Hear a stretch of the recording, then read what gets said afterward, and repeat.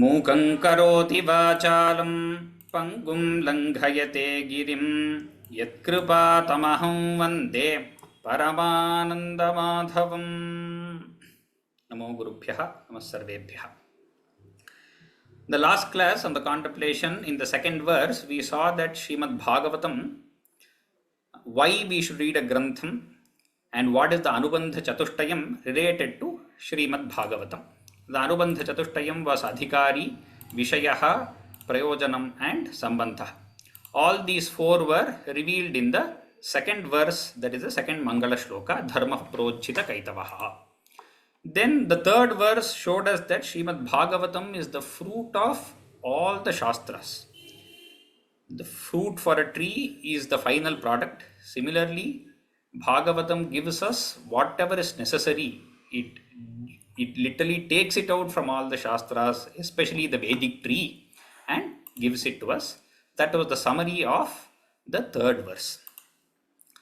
Then we moved into our first stuti, which is Kunti stuti.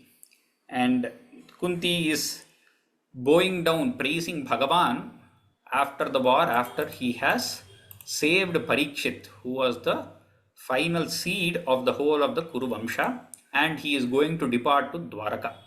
That time she is showing her gratitude through this Kunti stuti. She began with the first verse, which praised Bhagavan in his original Swarupa.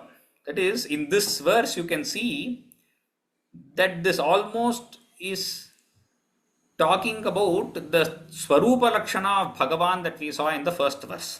So, Adyam Purusham, that primal being, Prakritehe Param, one who is beyond all the gunas. At the same time, it says Antarbahir Avasthitam, which is Tatastha Lakshana.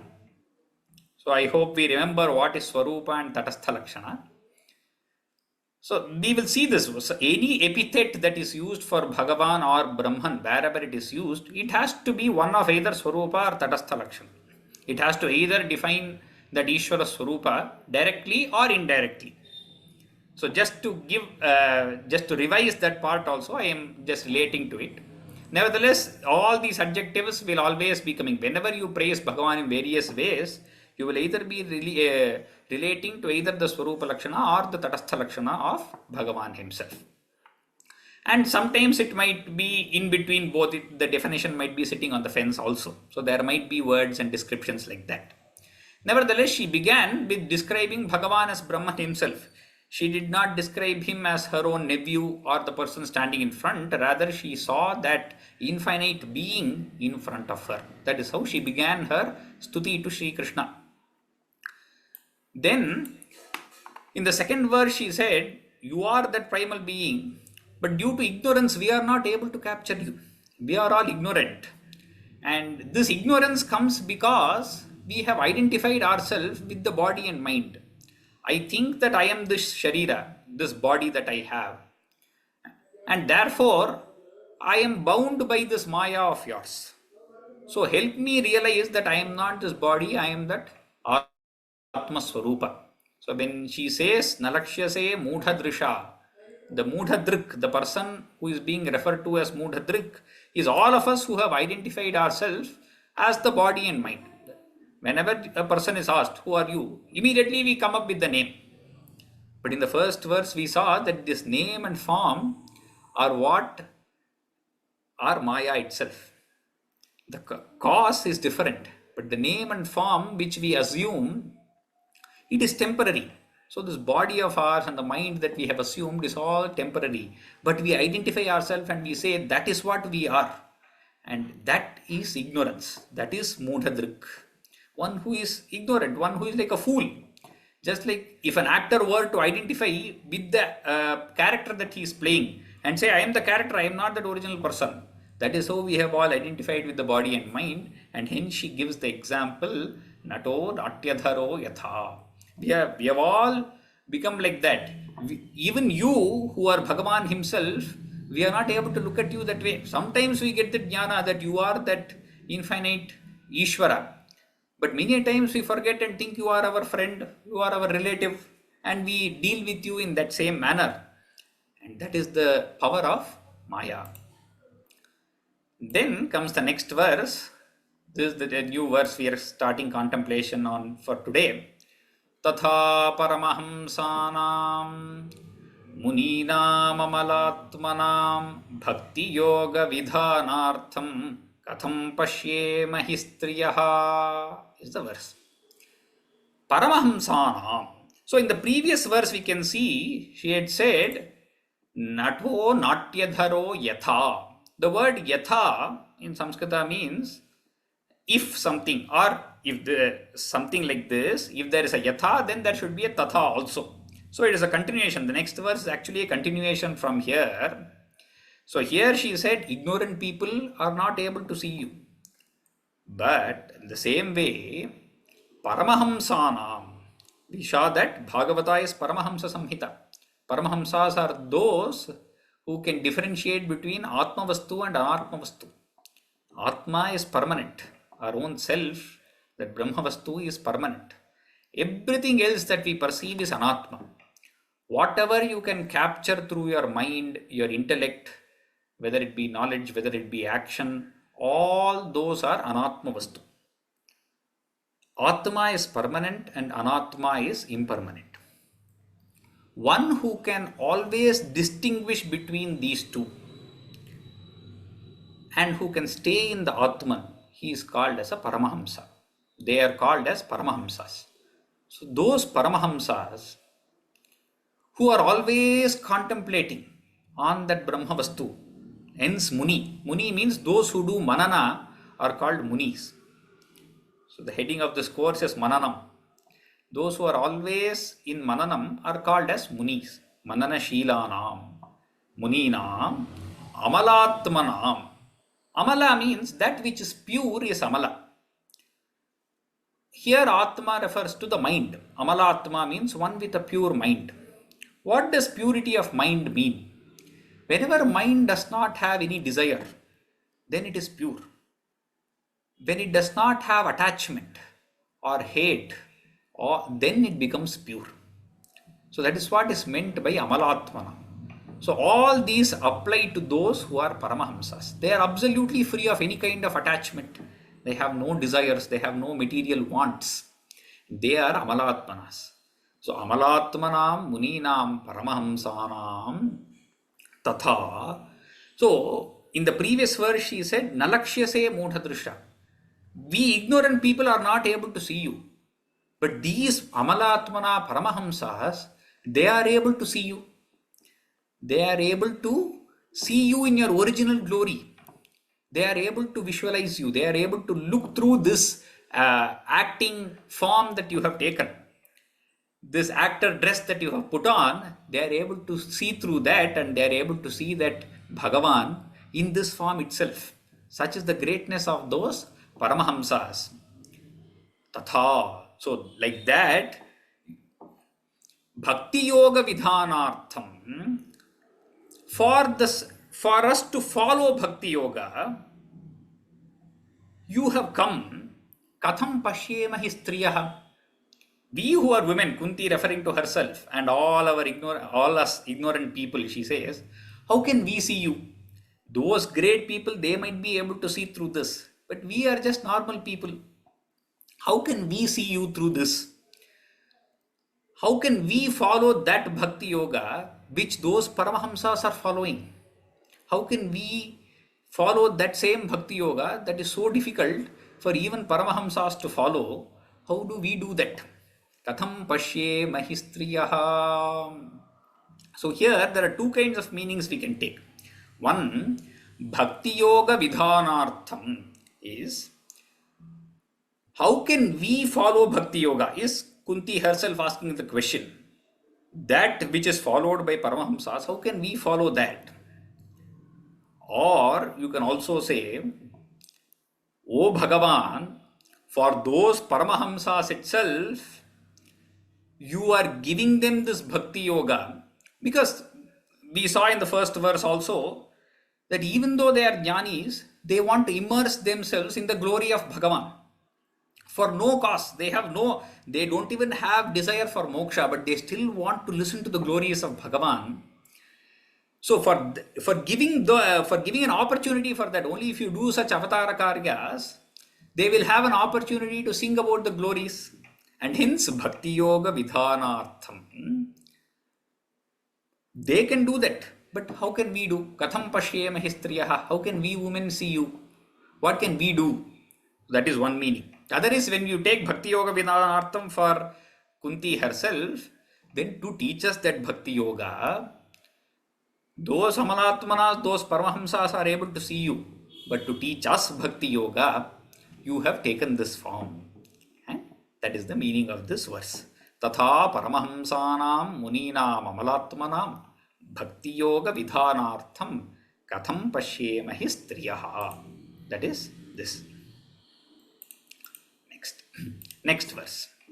So, the previous three verses from the beginning of Kunti stuti, we saw the first two verses were related to Jnana Yoga. That is, they talked about Bhagavan in his Swarupa and Tatastha Lakshanas. The third verse was kind of saying, we cannot follow that Bhakti Yoga. You came to teach Bhakti Yoga. You have come here to give us the Bhakti Yoga. But we are not able to follow that. So, both have been revealed. Now, she is showing that I am incapable of doing either of this. See, I can only tell, I can talk about you, but I am not capable of following even Bhakti Yoga. Such is my adhikaritva. Such is my worth. So is my ignorance that I am not able to follow this.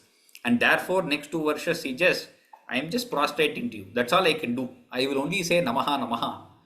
I am going to salute you. I am going to bow down in front of you.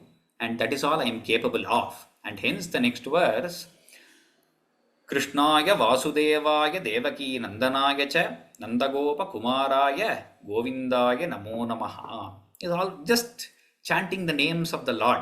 And this verse is so simple, and many of us would have heard these verses and learned this verse from various other places.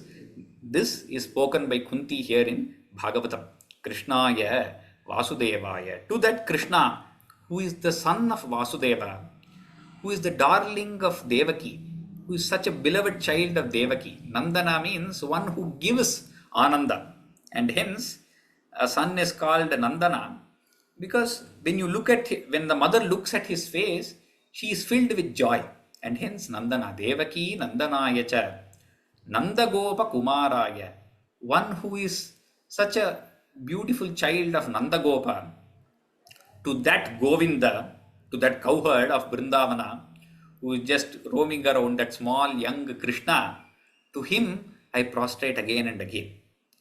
Now you are such a great king, O Krishna, but I have been seeing you from that young age.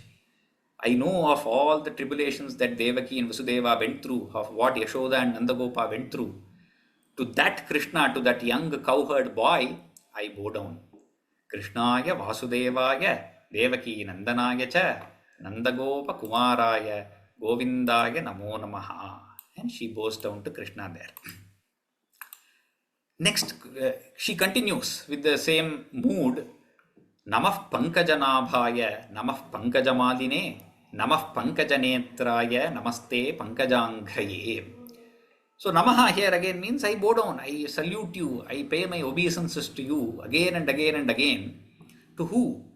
In the previous verse, it was to that Krishna who was a young boy. Now, it is a different form she is imagining.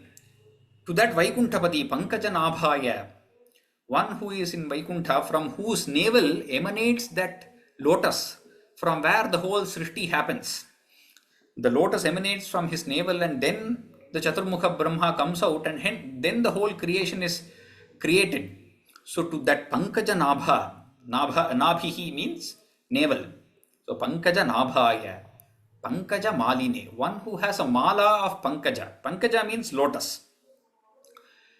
One who has a lotus garland. Also the Vyakhyanakara says, this lotus garland is, each lotus is one Brahmanda. Is almost like a different galaxy. All those galaxies together are like a mala for Bhagavan. So that's how the commentator interprets it. Pankaja Maline, one who is able to wear different galaxies like a garland. One who has those galaxies as lotus garland. Pankaja Maline. Namah Pankaja Netraya. One whose eyes are as beautiful as lotus petals. These lotus petals, they have a nice shape. And if eyes are wide and long like that, they would be very beautiful. So that's why we always call Bhagavan as Pankaja Netra or Pankajaksha. So all these are names for Bhagavan. Pankaja Netraya, to one who has those beautiful lotus-like eyes. Namaste Pankajankraye. I bow down to him whose feet are marked with lotus. It is not just lotus-like feet, that is also correct. But here his feet has that lotus chinha, meaning they have that marking of lotus in that feet itself. Pankaja Ankita, they are marked with the lotus. Namaste Pankajankraye. Angrihi means feet. The 2 feet of Bhagavan are marked with that lotus. Namaste Pankajankraye. So these 2 verses, she just boasts them with different namavali. It's almost like telling the namavali of the Lord and bowing down to him, Namaha Namaha. She bows down to Bhagavan. And next, now she says, why am I bowing down to you so much? I will tell you the reason.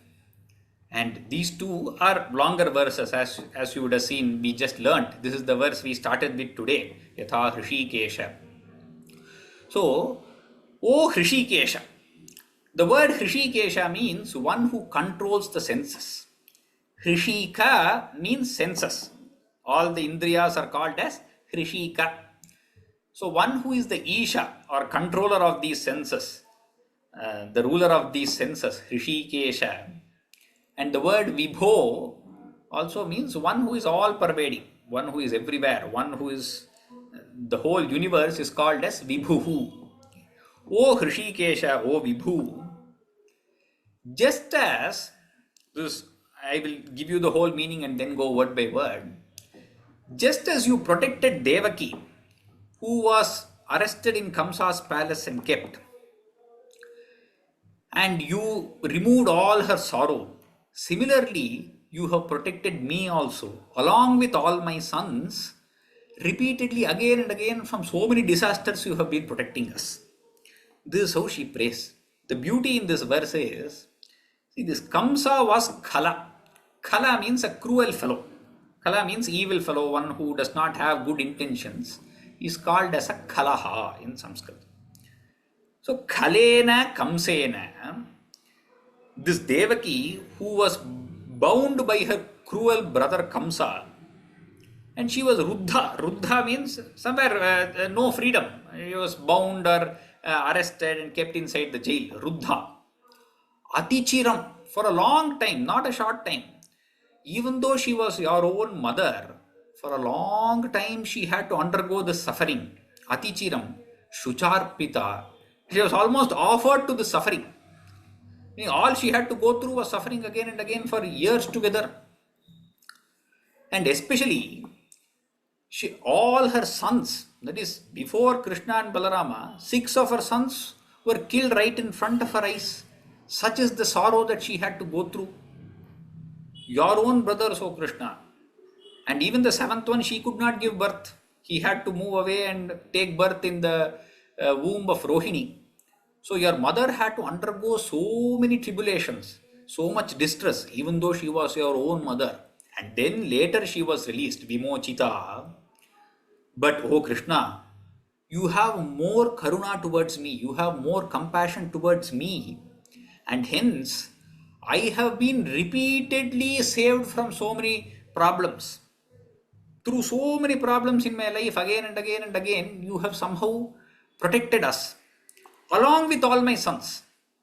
I had 5 sons and all 5 of them are here. Sahatmaja Vibho. Your mother lost all her sons.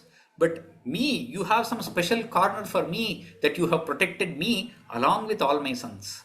Ahancha Saha Atmaja Vibho Tvayaiva Nathena. You who are the protector, you are our Natha. See, Devaki has few other people also. She has Vasudeva, she has Balarama. But for me, oh Krishna, you are my only Natha. I do not have my husbands. And my sons also keep getting into some problems every now and then. And you are the person who keeps protecting them. Tvayaiva Nathena. You are the only Natha for us. You are our only protector. That's why the Evakara there, the word Eva means only. You are our only protector.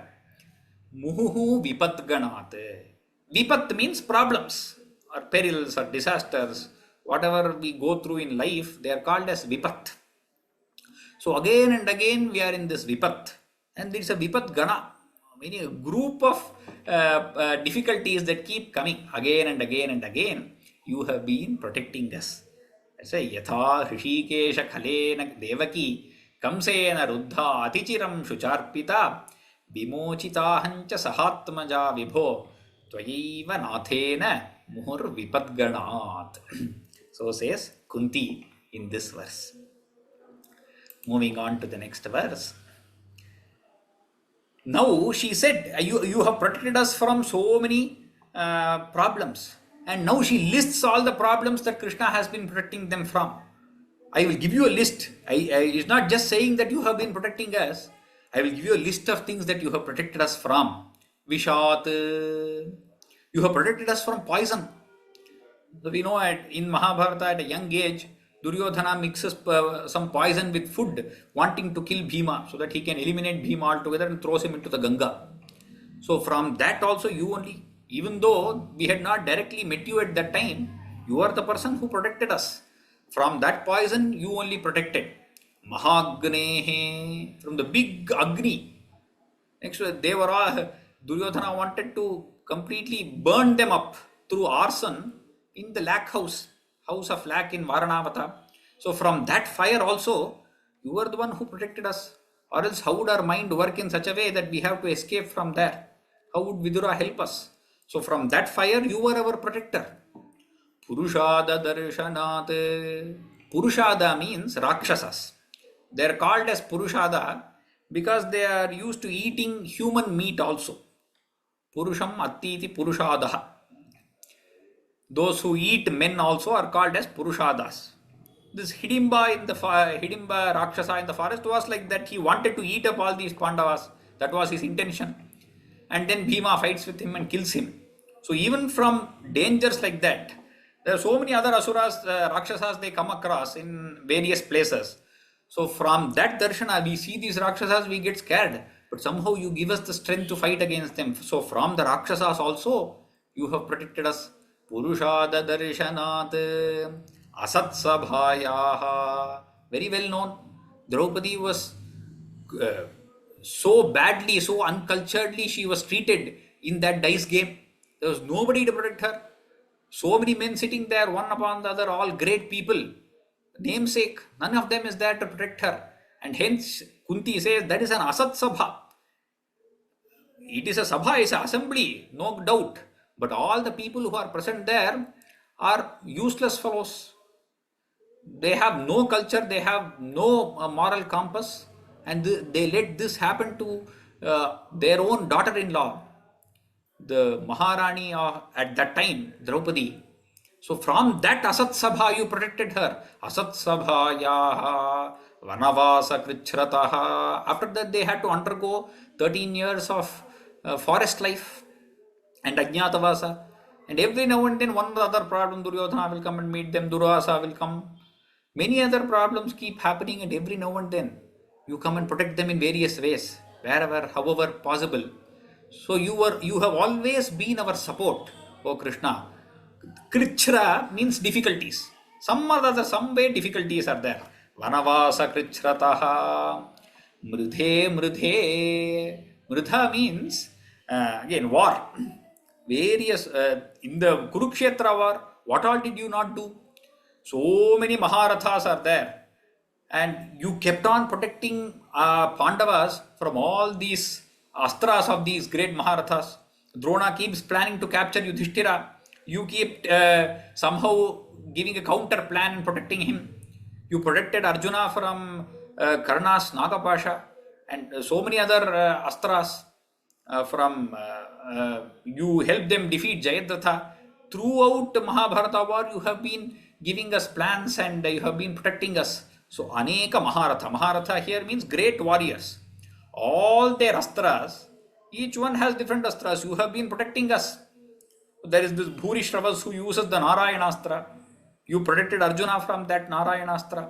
So, Aneka Maharatha, from the area, so many Maharathas who are there, from their astras, you protected my sons. Mridhe mridhene kamaharathastrataha. All that let it be. Now, just some time back, you have protected my great grandson Parikshit from the astra of Ashwathama. Drauni astrataha. Drauni means Drona's son, who is Ashwathama. Draunyastrataha cha asma. Oh Bhagavan, you have protected us from this Brahmastra that was sent by Drauni, Ashwathama.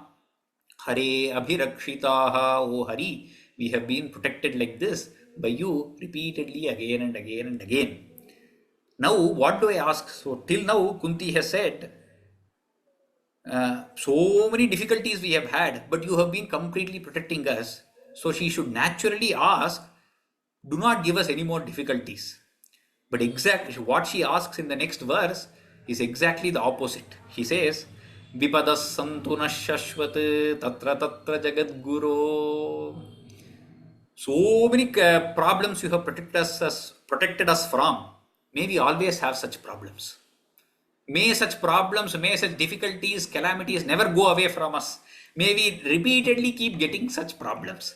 Vipadaha means vipat, we already saw difficulty, some problem. May we always have such problem. Shashwata means continuously, always. Naha, for us, may we always keep getting such problems. What kind of prarthana is this? Tatra tatra Jagadguru, O teacher of the whole universe. Every now and then, if one problem gets over, you should give us the next problem. You should come solve it and you should give us the next problem also. This is what I ask from you. This is my prarthana. This is my prayer to you. Why she says in the second line, Bhavato darshanam yatsyat. So that we are able to have your darshana. Whenever if we are in some problem, then you will come and meet with us, you will come and protect us. So we will be able to see you. In the forest, Draupadi was at her wit's end, not knowing how to give food to Durvasa. Krishna suddenly comes there. Or else how will they have darshana of Krishna that day? Bhavato darshanam yatsyat. We are able to repeatedly have your vision. That vision is the most important for us. Apunar bhavadarshanam. By bhavadarshanam, by seeing you, what happens? Bhava in this word means samsara. We will not have samsara's darshana again. Apunaha. Punaha means again. Apunaha means not again. Again we will not have this samsara's darshana at all. Meaning we will never have any rebirth again. We will not be in the cycle of birth and death once we have had your darshana. And hence keep giving us difficulties. So that we have difficulties, then you come to protect us, we look at you, and therefore we will not, this will be our last janma. I do not want any other janma again. This should be my final janma, O Bhagavan. So that is why I am asking for these difficulties again and again and again. Vipadas santu nashashvate tatra tatra jagadguru bhavato darshanam yatsyat apunar bhavadarshanam. That is good. Next she continues her stuti. Janma aishwarya shruta shribhihi edhamana madah pumane naiva arhati abhidhatum vai tvam akinchana gocharam. You know why you should keep me like this? Because if we always had sukha, if we always were to be very happy and everything, see, we have had birth in a very good kula, janma, aishwarya. Yes, you have given us power. We were born in a kula which by birth we would have got power. And now we have got that power also, aishwarya or affluence or glory, whatever, aishwarya. Shruta is learning. All are well learned. And then Shri is good wealth also. All this is there. Janma, Aishwarya, Shruta, Shri Bhi. But normally if a person just has this and does not have any bhakti or does not have any difficulty at all in life, then his pride just swells. All he has is ahankara. Madaha means that ahankara. Edhamana means it rises. For this person, his ahankara, his pride, his ego keeps swelling and he thinks, what can I not do? I can do anything that I want. And then he does not even have the time to remember your name, nor does he have the desire. Naiva arhati abhidhatum by. He is not worthy of repeating your name. Abhidhana means names. Abhidhatum is to call out. He does not call out to you. He does not call out your names. He does not say Krishna, Rama, Govinda. Because you are akinchana gochara. You are visible to only those who have nothing. Meaning, you are recognized only by those who do not care for anything in this material world. If he is attached to his power, learning and affluence, then he will not have any attachment towards you. Those who have given up all attachment here, only they will have any kind of attachment towards you. So Gochara means one who can be seen. Akinchana means nothing, one who has nothing. Only those people who have nothing, meaning by mentally you should have absolutely nothing. That is that sannyasa, mental sannyasa of giving up everything. You might be the king of the world like Janaka or Ambarisha, but then you will have eyes only for Bhagavan. You are akinchana gochara. You will be seen only by those who have nothing in this world. You can literally have nothing or you can mentally have nothing, but you should have nothing to actually see Bhagavan. Only if you give up all this name and form, you will be able to see that real Swarupa of Bhagavan. So you are that akinchana gochara. She continues with that akinchana gochara. Namo akinchana vittaya. I again bow down to you. You are akinchana vitta. Meaning, here again akinchana means nothing. Here this has two meanings. For those who are akinchana, meaning for those who have nothing, those who are either poor or those who have given up the whole world, you are their only wealth. Bhagavan is the wealth of those who have given up the samsara. So you are akinchana vitta. Namo akinchana vittaya.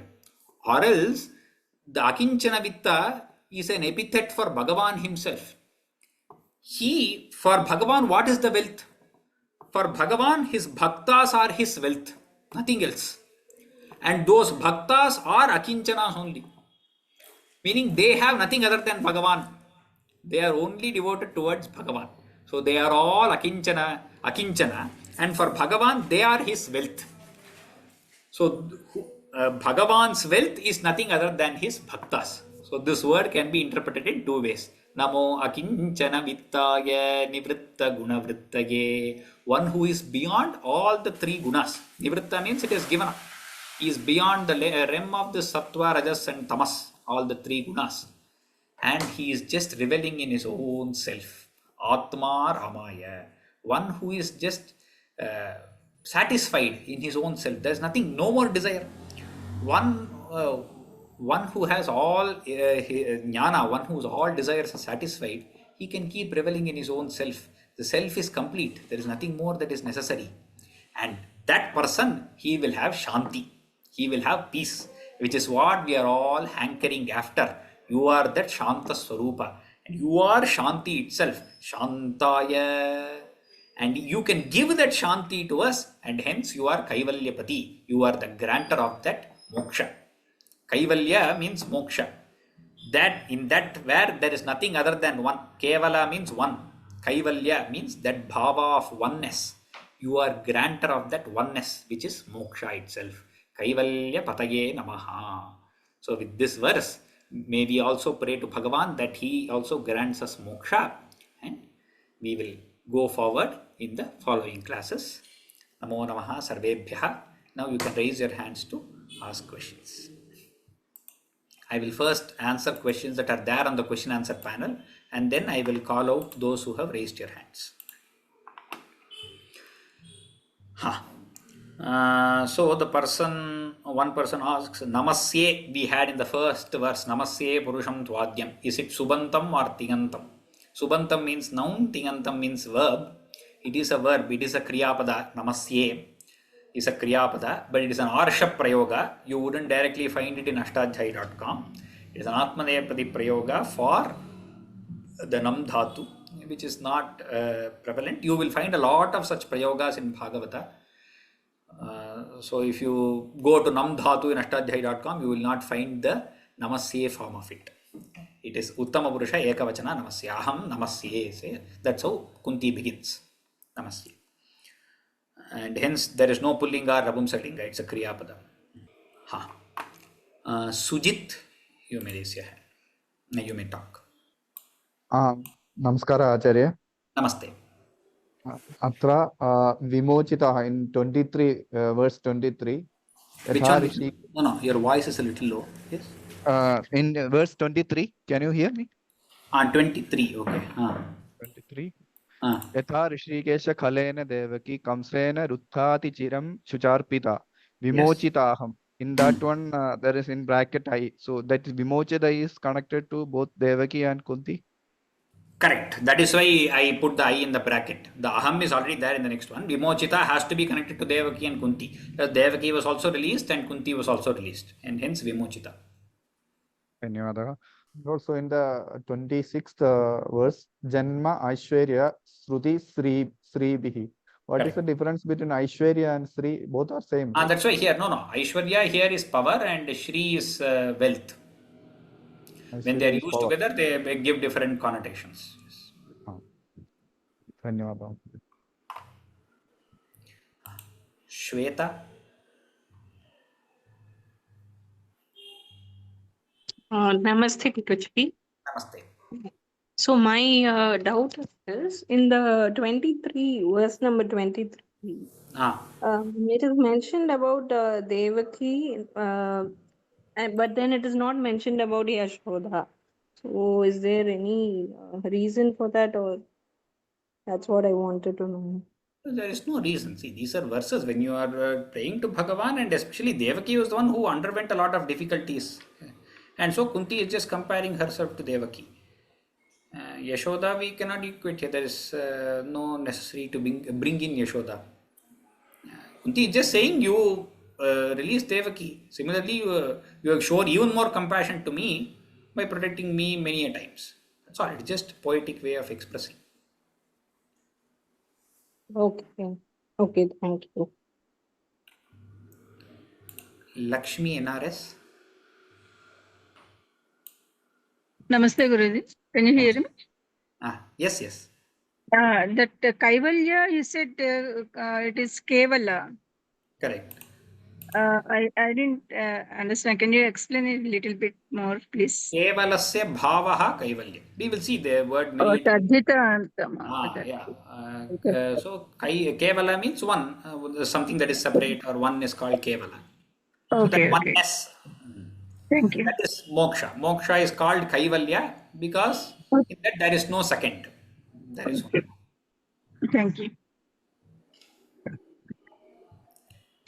Vijaya Raghavan Amirisetti. Namaste, Guru. Namaste. I had a question mainly to supplement this. Are there any good resources on like the grammar understanding for Bhagavatam specifically? No, I don't know of anything. There might be books. I wouldn't say there are no books because I have not come across any. But taking a separate, doing grammatical analysis of Bhagavatam, I don't know if anyone has taken up. See, Puranas are huge texts. As I said, there are 18,000 granthas. So I don't know if anybody has taken it up. Nuance, grammatical points, sometimes the commentators might just point them out here and there. Okay. But otherwise, whenever you get into such places, it is understood that you are able to understand the grammar by yourself if you want to go so deep. So only after knowing that necessary amount of Vyakarana, we come to understanding these. Or else it is, again, the knowledge of Vyakarana is not necessary. When you have some knowledge, that is when you will start getting doubts. Yes. You have no knowledge of Vyakarana, it's absolutely possible to relish the verses by themselves and chant them. When you have some knowledge, then you will feel, okay, where do we do the Hanvaya, where do we put this, or what vibhakti, and all these questions might arise. Then you learn Vyakarana itself a little more deeper and then come here and try to apply that knowledge. You Okay. will not easily get books that are directly giving complete Vyakarana analysis of these. Okay. Thank you, Guru. And happy World Sanskrit Day. Yeah, Thank you. namaste. Happy World Sanskrit Day to everyone. Yes. Aditi. Namaste, can you hear me? Yes. I just wanted to know what is so special about the. It might be a very basic question, but I'm going to ask it. What is so special about the? No. Your voice is breaking. I just wanted to know why is the lotus flower so sacred for Sanatana Dharma? Like in this, we had a verse where uh, Pankajamaline, everything connected to the Yeah, lotus. So I yes. just wanted to know why is that? That's a separate topic in the sense, see, lotus is a very regional flower. In India, it's available in a lot of places. And it is a very beautiful flower also. It is something that has so many petals that is so huge and it has its own beauty. And it neatly blooms when the sun rises and closes when the sun sets. And it has many such beautiful properties. And it is called Shatapatra. It has so many petals. And just because of that beauty, it is used in Kavya in a lot of places. And also it is used in Bhagavad Archana. You could not easily take any other flower and say your eyes are like that. Either the flower's petal is too small or something. You can't take a jasmine and say jasmine flower like eyes. Jasmine has beautiful smell, no doubt. You can't say hibiscus like eyes. It is just a poetical epithet of using that. And in many other places, for all the devatas, lotus garland or a lotus this thing is said to be a good offering. And therefore, Pankajamaline and all that. But otherwise, for Kavya, it works very well. That is, it is an available flower, it is a beautiful flower, and it works in a lot of analogies. That is what I think.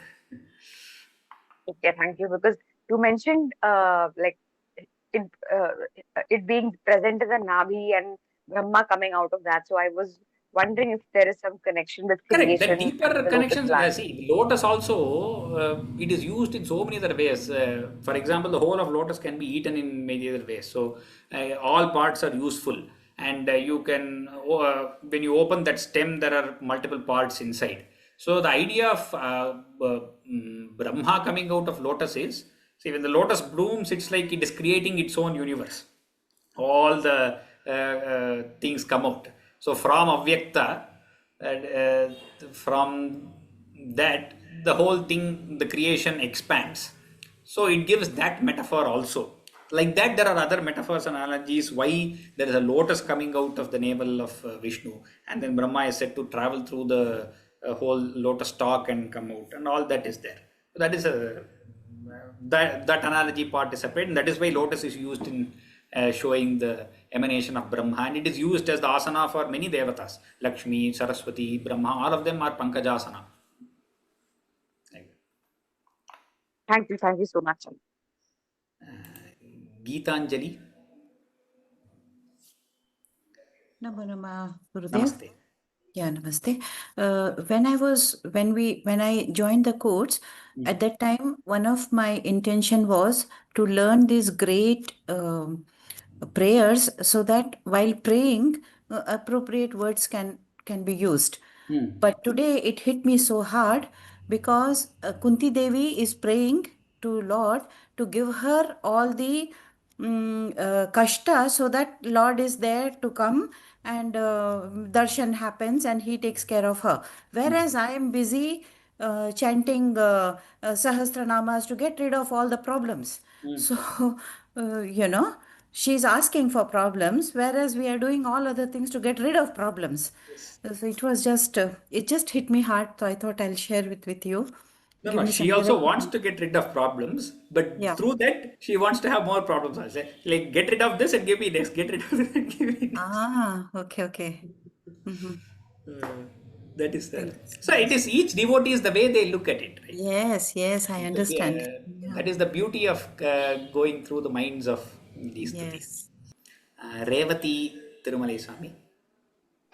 Namo Namaha Mahadya. Namo. I have two doubts. In the verse, Vanavasa Krichataha means difficulties in forest. Okay. What the difficulties they have experienced in the forest. That refers that word refers Correct. to. Correct. Is there any specific reason for using that Krichataha instead of Dukkaha, Kleshaha? Kashtaha. No, see, in Kavya, you cannot ask why one word was used. There are so many synonyms. Krichra is equal to Klesha is equal to Dukha. Very similar ideas. It has to fit in the meter. It has to have a beauty. In the pada itself, you will see the beauty. Vanavasa Kleshataha, if it had been used, one, it wouldn't fit in the meter. Okay. But Vanavasa Dukhataha could have been used. It would fit in the meter. But it wouldn't give the same feel as Vanavasa Krichrata. I thought Kunti is having some significant verse as Krichataha. And another No, one. sometimes there might be significance in using the synonym and the connotation, but it is not always necessary for that.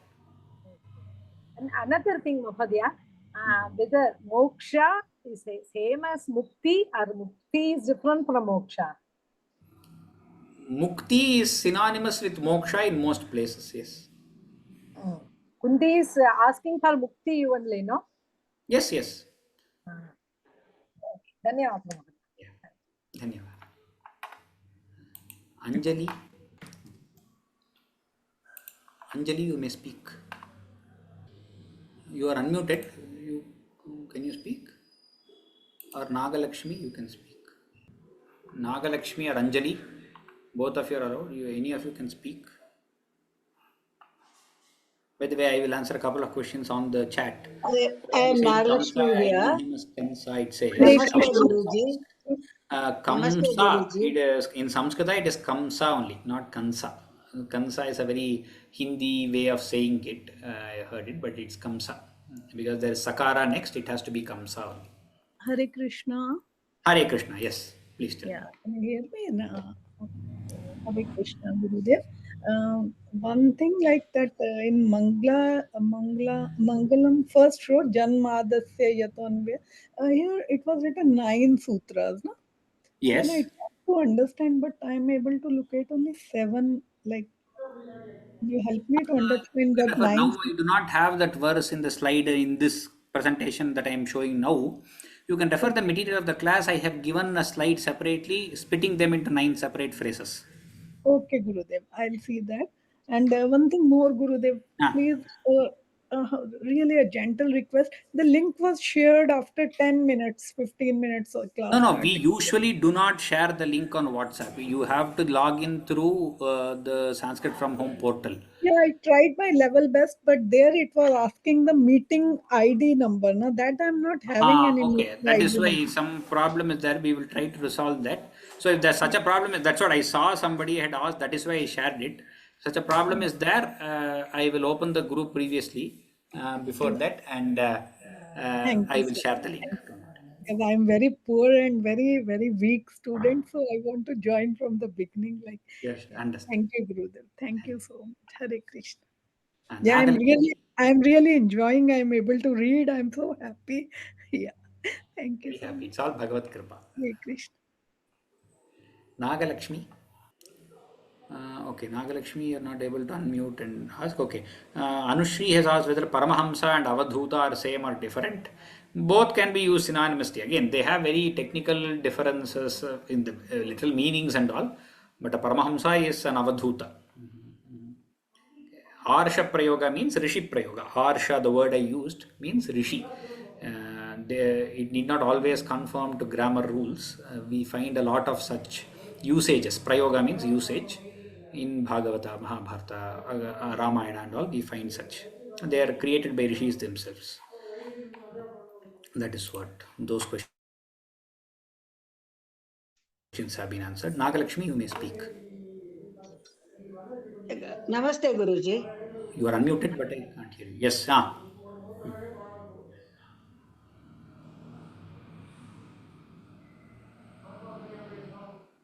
You started with Namaste.